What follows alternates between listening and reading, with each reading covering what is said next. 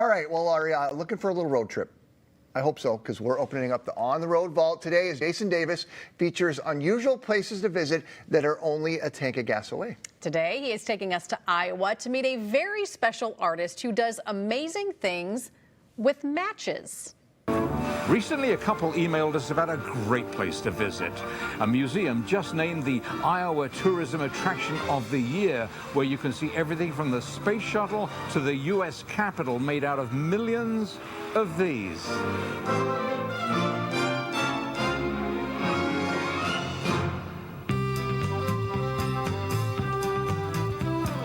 When he first started building things out of matches with the heads cut off more than 30 years ago, Patrick Acton had no idea where his little hobby would take him.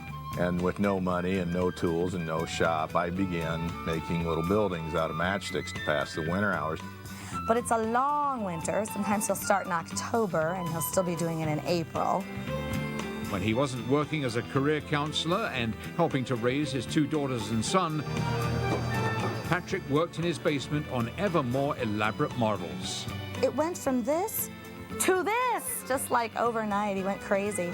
And over the years, the scale went from inches to feet and from hundreds of matchsticks to thousands. Try hundreds of thousands. In a brand new museum in the very tiny town of Gladbrook, Iowa, is Matchstick Marvels.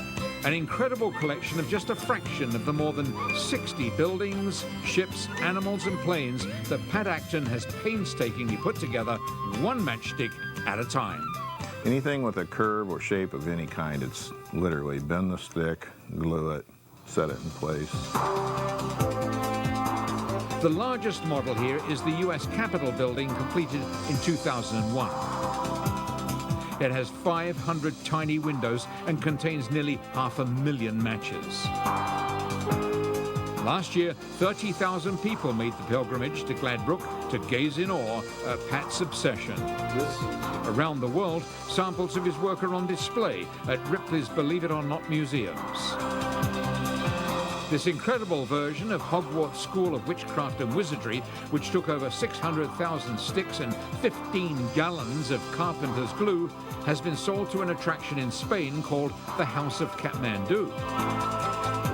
But you can still drive to Iowa to see wonders like this matchstick space shuttle complete with launch gantry and a crooked house that posed some particularly challenging design problems. I finally found some models I cannot rush. We were puzzled by the size of these creations. How did they get here, apparently, in one piece? And sometimes when he couldn't quite get them up the stairs or quite around the corner, I would say, "What were you thinking?" The secret is that everything is built in sections that fit together so closely you can't tell. These days, Pat buys headless matches from the manufacturer in boxes of 30,000. See why it takes a while, whether you do a project with $500,000. It will take at least that many to complete Pat's latest and biggest ever model. Minas Tirith, City of Kings. With nothing more to go on than impressions from a Lord of the Rings movie, he's attempting a massive reproduction of Tolkien's City of Kings. He's working on just the second of what will be 7 levels, each one a city unto itself with scores of turrets, houses, towers, streets, and impregnable walls. I can curve that stick whatever shape I need it to be. Another technique Pat has developed over the years helps him create huge sheets of glued together matchsticks. Measure the segment he needs to construct and then cut it out. Within minutes, what was a collection of individual pieces of wood becomes another turret for this magical city. He always works alone and only in the winter, and he says he never gets bored. Oh, I must be a pretty simple man. It's what he does. It's what he is, yeah. He's matchmaker.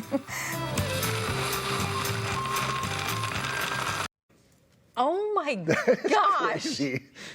The patience? That's nuts. Wow. That was pretty cool. Pretty cool. That was incredible. Look at that guy. We don't know when the video was from, but the Matchstick Marvels is still open today. We actually called them, and right now they have an 8-foot tall replica, really tall, of Cinderella's castle, complete with moving parts and lights. They're open 7 days a week from April through November. If you'd like to check it out, post a link at minnesotalive.com.